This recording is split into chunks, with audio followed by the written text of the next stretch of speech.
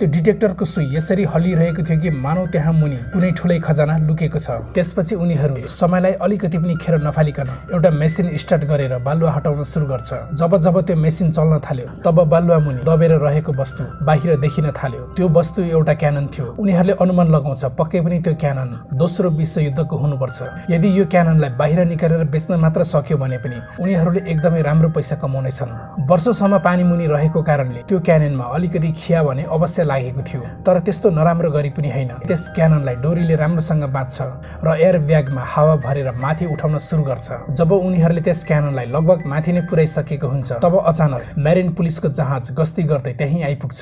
खासमा त्यो ठाउँमा कुनै पनि प्रकारको एक्सप्लोर गर्न प्रतिबन्ध लगाइएको थियो। त्यही कारणले मेरिन पुलिसहरू त्यहाँ गस्ती गर्दै आएका हुन्छन्। उनीहरू मध्येको एक युवतीले त्यो पुलिसहरूलाई आफ्नो गफमा अल्झाउन कोसिस गर्छन्, तर त्यसरी धेरै बेरसम्म भुलाइरहन पनि सकिँदैन थियो। त्यसपछि पलले निर्णय गर्छ अहिले त्यस क्याननलाई बाहिर ननिकाल्ने र उनीहरूले अक्सिजन ब्यागमा थोरै हावा खोलेर क्याननलाई फेरि समुद्र मुनि नै छोडिदिन्छ।